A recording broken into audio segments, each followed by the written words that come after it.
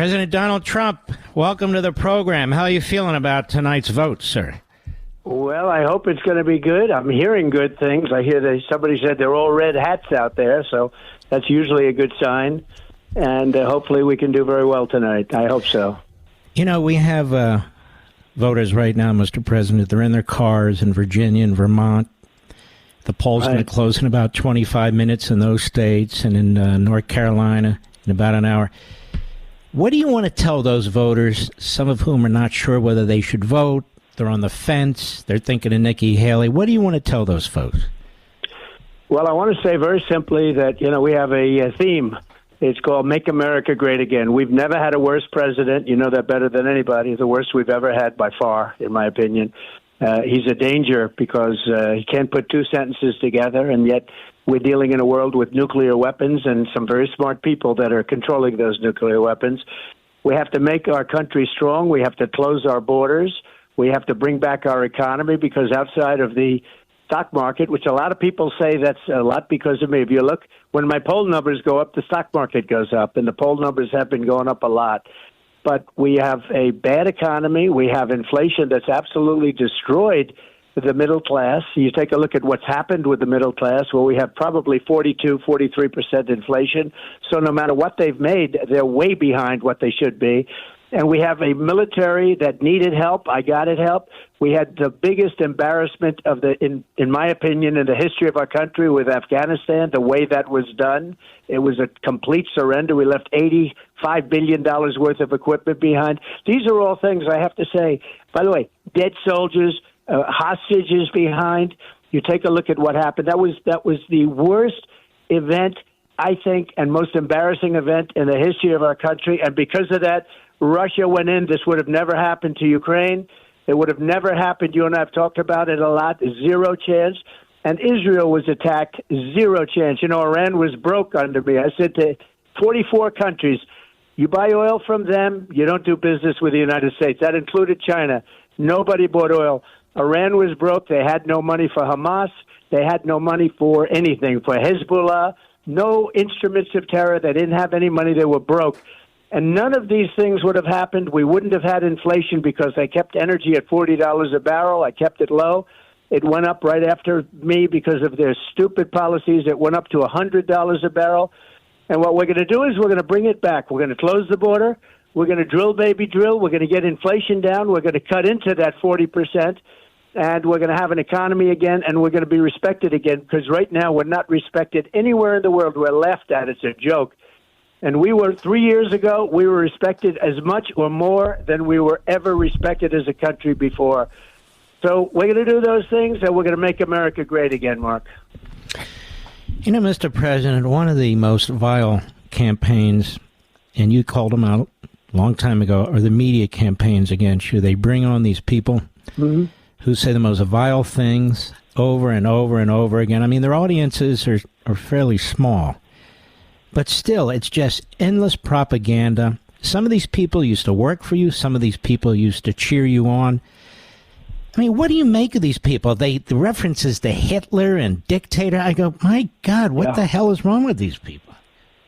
Well, I have to say mostly good people, but I've had people that left and they said, he's the greatest president. There'll never be a greater president. And 2 months later, they're working for a CNN or ABC in a couple of cases, and they're spewing a lot of nonsense and not nice things, and they're bought off. And that happens even, during the administration where people leave. A certain person I know went to CNN, very positive, very good, refused to do what they wanted him to do, and they kept him silent for 2 years, and then ultimately he was released, but he refused to do it. I have a lot of respect. We have a lot of people like that, but he refused to do because they only wanted him to say bad stuff, and he wouldn't do that. He said, no, I'm going to be honest. I'll say bad if it's appropriate, but only I have to be honest, and he had nothing bad to say. So they kept him under contract. They kept him silent. Very important guy, and there are others like that. The media is fake, and it's rigged, and our borders are a disaster, and our elections are horrible. What's happening in our elections, we used to have one-day elections. We used to have paper ballots the old days. there's never been elections like what we have. These are third world elections. So we don't have borders. We don't have elections. You don't have a country, Mark. And you know, Mr. President, they have their lawyers in the states now trying to change the election laws, trying to make sure that voter ID isn't passed. You have the Attorney General running around saying voter ID laws are racist, on and on and on. Then they do these things. You call them out. Other people call them out. They have consequences, and then they say, you're an election denier. Meanwhile, we have this guy, Raskin, who's a Marxist. His dad was a Marxist, and I'll stand by that. I've tried to get him on the program. He's a coward. And he's going around trying to figure out every way possible to prevent you from being president. Notice he is on every network. They give him a floor on every network. He's an election denier. He's a constitutional illiterate. And this is how the media promote this stuff, isn't it? They take these Democrats and they keep promoting them. Well, it's true, and I know him, and I see him, and he's been fighting me for 7 years. He fought me all the way. And they failed with impeachment, the impeachment hoaxes, 2 hoaxes that turned out to be where I was 100% right. How about the perfect phone call? That 2 months later they said, Trump was 100% right. He called to Ukraine. These are bad people. They're losers. They are losers, but they're bad people. And if they devoted the same brain power to making America great again, it would go a long way. But they don't do that. They almost hate our country, I guess. I mean, there's something missing there. But they've been fighting me for years, and we've been doing very well. But it is so negative for this country. And I don't think, look, other countries have difficulties, they have problems. Some have probably similar problems. But generally speaking, when you are trying to save a country, because this country is in trouble. You know that better than anybody. You write books on it. And you know it better than this country is in real trouble. I think, I've been saying over the last couple of weeks, when I won in 2016, I used to go around saying that was the most important election ever, and I meant it. The most important election ever is coming up, 2024. I think the most important day in the history of our country is going to be November 5th, which is Election Day. Now, it's election period, unfortunately. You can go back and forward, and, some states go 44 days. And you can imagine what happens because we have very, very bad election procedures, very bad, very corrupt in many cases. But we have November 5th, and that's going to be the most important period of time. It's going to be the most important day, I think, in the history of our country, because if we don't win this election, I think our country might very well be finished. If you look at what's happening today, I heard, and I can't believe it's true, but I heard, and they have it on pretty good sources, that 300,000 people, migrants, were flown into our country. They were flown in, taken in by aircraft. 300,000. I just read that. And when you think about, that's worse than going across the border where you have to fight to get across. They're flying them in. This is Biden is flying 300,000 people in to our country. That's really bad. That's sick. And I actually didn't believe it for a period of time. Now it's being sourced out, and it looks like it's true. Think of that. So with all the things we do, they say now we want border. All of a sudden, because he's losing so badly in the polls, he's starting to talk about border. And the only thing they do well is misinformation and disinformation. They'll start saying how great they were at the border, how great, great, great. And, sadly, a lot of people forget because it's still a period of time. 8 months is an eternity. We have 8 months to go. And 8 months in this world, and especially the way this country is now with the fascists and the communists and everybody else in there, 8 months is an eternity. But we're going to do it, and we have to do it. And if we don't do it, the country is finished. I really believe that, Mark. It's the Daily Mail. Biden administration admits flying 320,000 migrants secretly into the U.S. to reduce the number of crossings at the border as national security vulnerabilities. That? It's the Daily. If it's wrong, it's the Daily Mail, and that's what they're reporting right here. It sounds like it's correct because I heard it from a pretty smart group. They know what's happening, and even they couldn't believe it. Unbelievable. Nikki Haley, Mr. President, she starts out saying, I won't run if Trump runs. Then she decides to run, and she says, I'm not going to attack the man. I work for him, and it was an honor to work for him. Then she starts attacking you. Then she starts viciously attacking you. She's doing a good imitation of Chris Christie, even better. Right. She is funded by the Democrats. She's promoted by the Democrats. And now she's like falling off the edge of the earth. What do you make of that? Well, it's interesting because for 2.5 years she said, I will never, ever run against this president. He was the greatest president in my lifetime. He was a great president. I will never run. And that went on for a couple of years. And that was nice, and I thought that was respectful, very nice. And then I started hearing that maybe she'll run, and then she now says she's going to run. And at the beginning, she was very nice, very respectful. And then she's gone crazy. And I've never seen anything like it. She holds up a piece of paper, which is false, tells a lot of false things. As an example, in every poll for the last, 90 days, 3 months, 4 months, I'm beating Biden by a lot. She's not beating Biden. And actually, when other people run, when you put in some of the other names that you see that we know and love so much, she gets killed. For some reason, she goes way down. But I'm the one that's beating her by so much, and she goes out and she's become really angry. And I think it's that she's just getting nowhere. Look, she took a big defeat in Iowa. She took a tremendous defeat in New Hampshire because all Democrats voted. You know, they were allowed. How about a Republican primary? One of the worst governors in the country, by the way, Sununu. How about a Republican primary where Democrats are allowed to vote? But you had that also in South Carolina, her place, and she got clobbered in South Carolina. So I've beaten her every time. You know, Iowa was a record. New Hampshire was a record. I got more votes than anybody that ever ran for office in New Hampshire, either party. In other words, including both parties.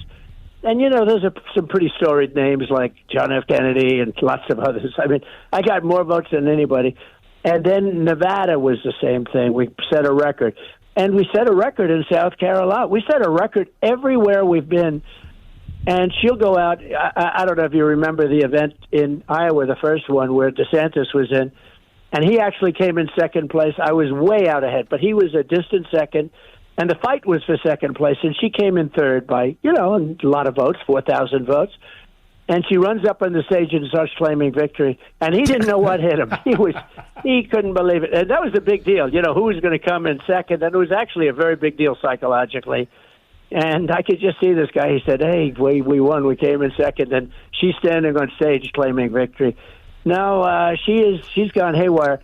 She hasn't lost too many elections, I guess.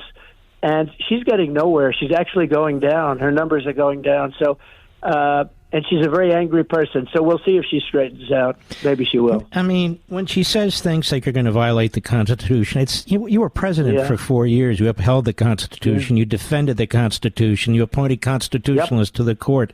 When they talk about, and Biden's going to do it through his insane State of the Union, which is really the state of his disastrous presidency. It won't be well delivered. It'll be so badly delivered, it probably won't matter. I think they'll pump them up delivery is important also. You have to understand. You understand that better than anybody speaking of delivery. You have great delivery. But delivery is somewhat important also, and I'm sure it won't be too good. We'll see what happens with him. But look, he's a threat to democracy. Number one, he's incompetent, and we're dealing with very smart leaders all over the world. And he can't deal with it. I know these people as well as I know you in some cases, and I will tell you, they're sharp. You know, the press always goes crazy when I say President Xi. Absolutely, he's very smart. Right. He's very tough. And they say, he called President Xi. Well, he runs 1.4 billion people with an iron fist. Yeah, I'd say he's smart. You know, you're not allowed to say anything nice about these guys. If you say they're smart, it's like, oh, no, what a terrible thing to say. But, we have two sets of enemies. We have the enemies on the outside, which, you say China, you say Russia, you say Kim Jong-un, you say North Korea, you say and we have the enemies from within. And I actually believe the enemies from within are more dangerous. A smart president can handle China. We can handle Russia. We can handle everything. But these people are crazy. We have people from within. And you're the one person I can say this to because you know it better than I do. You are the one person. I actually think you know it better than me, and I don't say that too often about things. But that's really a nice compliment. But I don't know if you like that compliment, though. I love it. But listen, Mark, we have people from within who are very dangerous for our country. Yeah. And they're very good at misinformation and disinformation, slightly different, as you know. But they're very good at those two things, and that's what they're good at. Now they're starting the border. They're starting to say what a great job they did, and everything else. But this airplane thing today, I heard it. I said, I knew I was going on your show. I said, I got to discuss this with Mark tonight. So it's terrible. 300. Well, Mr. President, let me just say this. The enemy from within. Jefferson talked about it, Lincoln talked about it, and you talk about it. Because you're right. This Republican will stand almost anything, but a cancer, a poison from within that's eating at its institutions from within. And you know who else said it? One of the big communists from Italy, Gramsci. 120 years ago, he said, the way you defeat a country like America is you take it over piece by piece, its culture piece by piece, not from the outside, not a revolution in your faith, just slowly take it over. And I feel that's what they're doing. That's why they hate you. That's why they want to destroy you. And this is what tyrants and totalitarians do. They project onto their opponents who they are and what they think. And I wish you well. The polls are going to start closing in 10 or 12 minutes, and I would encourage people in Virginia and Vermont, when you close at 7. I mean, if you vote for Nikki Haley, you're voting for Biden. That's the way I see it, Mr. President.